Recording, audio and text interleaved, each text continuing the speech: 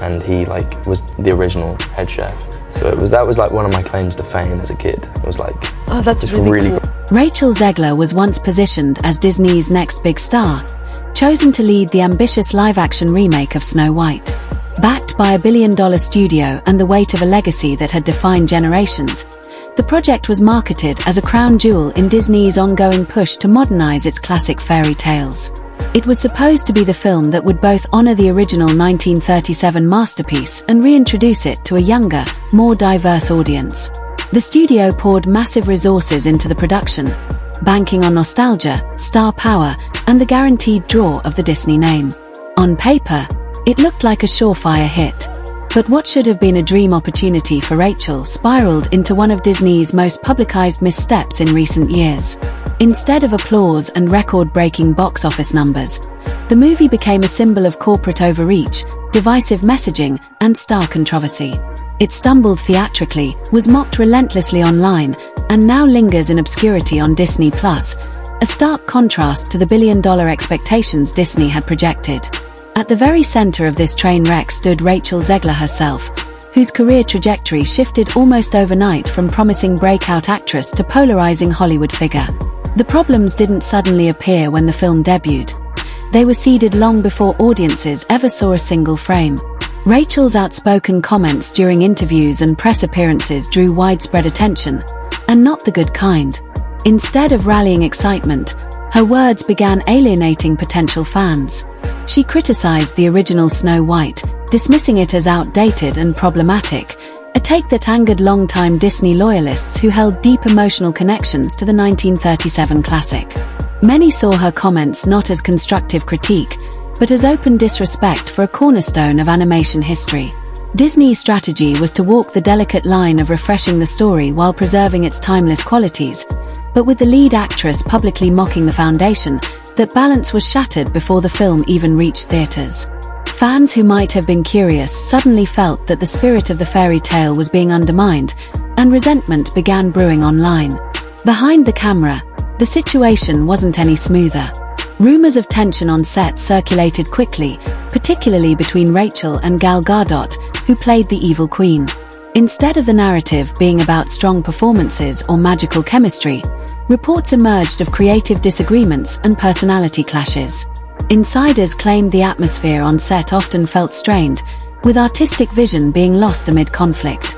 While no blockbuster is without its challenges, Disney's decision to push the film as a historic cultural milestone, prioritizing buzzwords like diversity, inclusion, and representation, left critics feeling that storytelling had taken a backseat to politics. Fans weren't hearing about breathtaking visuals, groundbreaking performances, or clever writing. They were hearing about clashing egos, awkward interviews, and divisive commentary. By the time the film finally arrived in theaters, the reputation damage had already been done. Moviegoers were skeptical, and many stayed home. The box office performance was brutal, with half-empty theaters during opening weekends. Instead of generating positive word of mouth, social media amplified the negativity. Clips of Rachel's interviews went viral, memes mocked her sound bites, and audiences who might have been on the fence were influenced to skip the film altogether. What should have been an easy win for Disney turned into an undeniable flop. And when the movie was eventually dumped onto Disney+, the viewership numbers confirmed what box office results already showed. The audience had moved on. A project that was supposed to breathe new life into the Disney princess brand instead became a cautionary tale of how mishandled messaging and misaligned talent can derail even the most well-funded production. For Rachel, the fallout was career-altering. Instead of retreating quietly and allowing the storm to pass, she leaned further into the controversy. She framed herself as a victim of systemic bias, arguing that the backlash was less about her performance or comments and more about Hollywood's treatment of outspoken women. She claimed that male actors could share their political beliefs freely without consequence, while women like her were punished for doing the same. In her eyes, the collapse of Snow White and the dwindling job offers that followed weren't the result of bad PR strategy or misjudged interviews, but proof of a double standard in the industry. Her stance drew mixed reactions. Some admired her defiance, praising her for standing up for her beliefs in an unforgiving industry. Others saw her response as a refusal to accept responsibility, interpreting it as a way to reframe the narrative from "I mishandled my biggest opportunity" to "I'm being silenced for caring about justice." In one widely discussed statement, Rachel declared, "Hollywood has become unrecognizable," pointing to an industry she claimed was bending under political pressure, retreating from diversity, and punishing people for speaking their minds. But to many observers, her comments rang hollow, less as a rallying cry and more as an excuse for professional missteps. The reality is that Hollywood has always been political. For decades, actors from Robert De Niro to Alec Baldwin to Julia Roberts have openly voiced their opinions, sometimes stirring controversy but often managing to balance advocacy with career longevity. The difference, critics argue, is that those stars understood how to play the game, when to push, when to pull back, and how to navigate the public eye while still protecting their brand. Rachel, by contrast, stepped onto the grandest stage of her career and chose to fight against the very machine that had elevated her. Instead of rallying fans, she alienated them. Instead of projecting grace under pressure, she inflamed the criticism even further. At her peak, Rachel Zegler was a rising star walking red carpets alongside A-listers, fielding offers from top studios, and carrying the weight of $1 billion Disney franchise on her shoulders. But in just a matter of months, she went from being touted as the future face of Disney to being seen as one of its most controversial figures. What was meant to be her defining role instead became a career stumbling block, a reminder that in today's Hollywood, the fairy tale doesn't always end with happily ever after. Now Rachel Zegler finds herself shooting small indie films with modest budgets and limited theatrical releases, projects so under the radar that most people won't even know they exist unless they actively seek them out. It's a sharp contrast to the billion-dollar marketing machine that once placed her face on posters worldwide. One of her current films, rumored to co-star Marissa Tomei, reportedly has a budget of under $10 million, a staggering downgrade when compared to the resources, sets, and global promotion she once had with Disney. But more than the money, what's missing now is the relevance. The spotlight that once shone brightly has dimmed, and the buzz that made her a household name is gone. Rachel seems painfully aware of this shift. In one candid interview, she admitted she feels as though she's already aged out of Hollywood's valued bracket, a startling statement for someone barely in her 20s. It wasn't simply about age, though.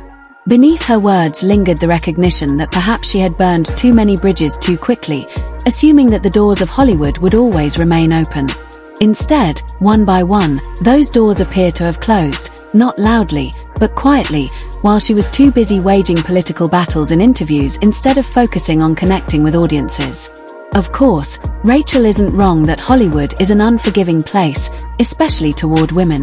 The industry has long been notorious for its obsession with youth, appearance, and behavior, scrutinizing every detail of how actresses carry themselves both on and off screen.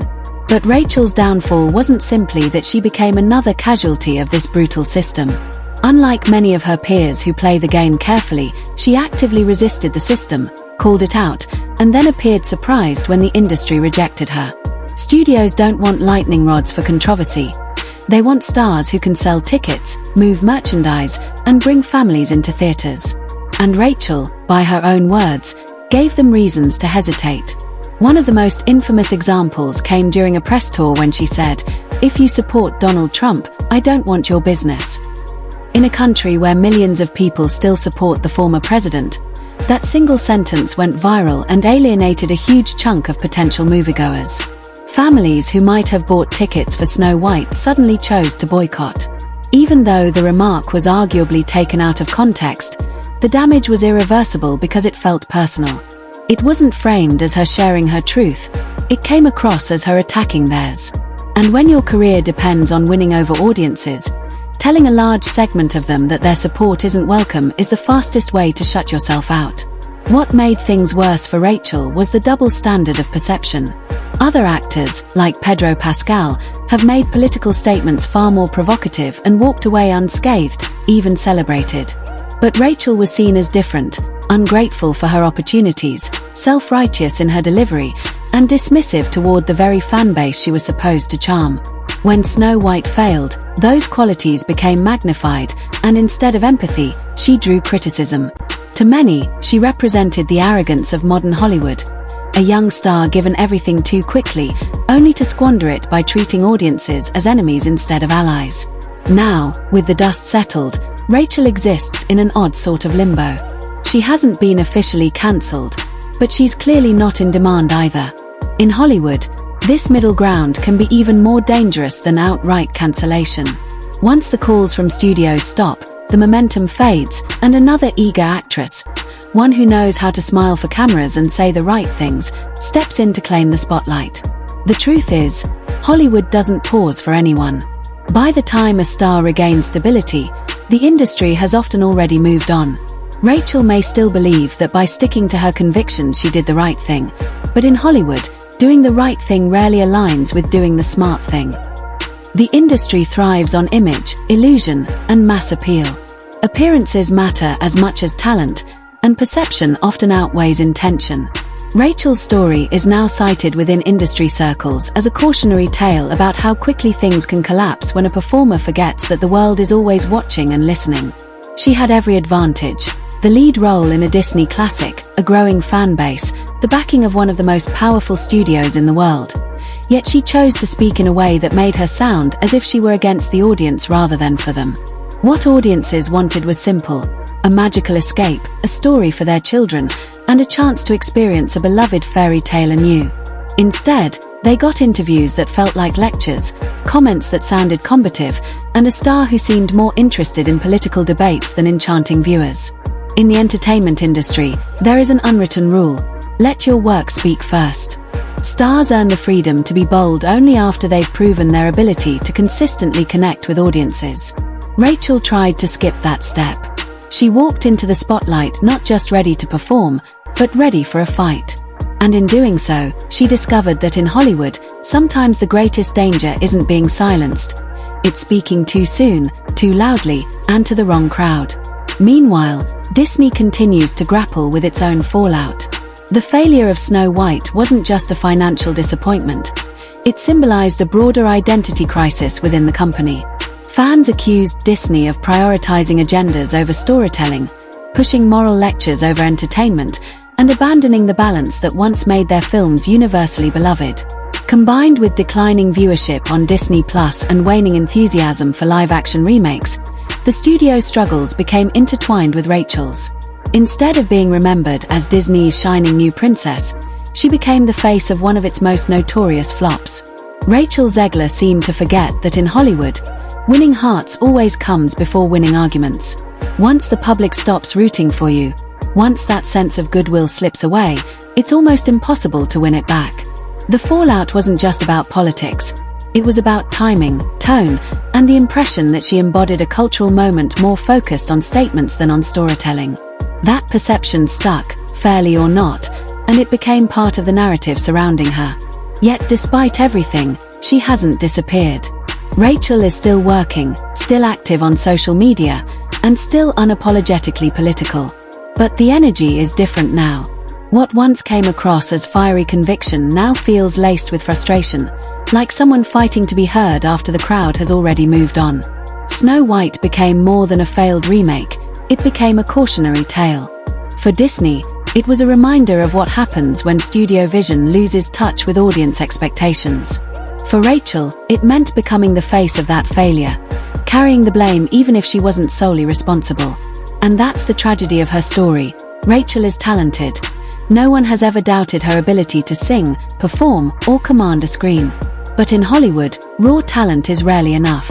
Grace, timing, strategy, and the ability to connect with audiences are equally important, and those were the elements that slipped through her fingers. The offers she's receiving now reflect an industry that doesn't quite trust her anymore. She's still cast in films, but the scale is smaller. Indie projects with limited distribution, short films that fly under the radar, or roles where her presence doesn't dominate the spotlight. I feel more sophisticated. Oh, that's nice. Did So you feel it was- more I did, sophisticated? actually. I was listening to my own inner thoughts. They were not sophisticated. She has openly admitted to feeling the sting of Hollywood's cold shoulder, speaking in interviews about dark times in the industry and about how studios seem to be abandoning diversity, reversing progress that once felt inevitable. There's obvious pain behind those words, the disillusionment of someone who thought she was climbing into the center of the spotlight, only to realize too late that it can burn as easily as it can illuminate.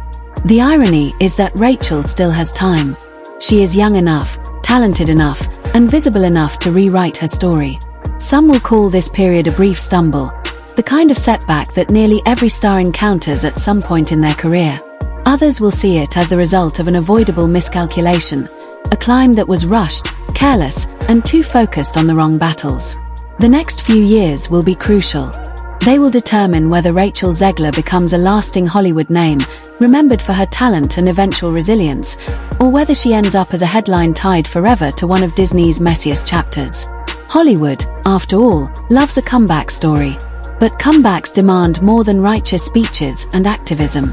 They require humility, carefully chosen roles, and a willingness to let the work speak louder than the person behind it. If Rachel is to win back her place, she will need to remind audiences of why she was chosen for Snow White in the first place. The voice, the presence, the spark that once promised magic. That means taking a step back from the fire, resisting the urge to fight every battle publicly, and making decisions that rebuild trust rather than erode it further. Because the truth is, the camera is always in the room. Even if it isn't pointed at her right now, it's still there, waiting. And if Rachel listens carefully, she may come to understand a lesson that so many stars before her had to learn the hard way. Sometimes silence carries more weight than 1,000 words. Hollywood has a short memory when it comes to failure, but a long one when it comes to reputation. The question for Rachel Zegler isn't whether she has talent, that's a given. The question is whether she will give the industry, and the audience, a reason to forgive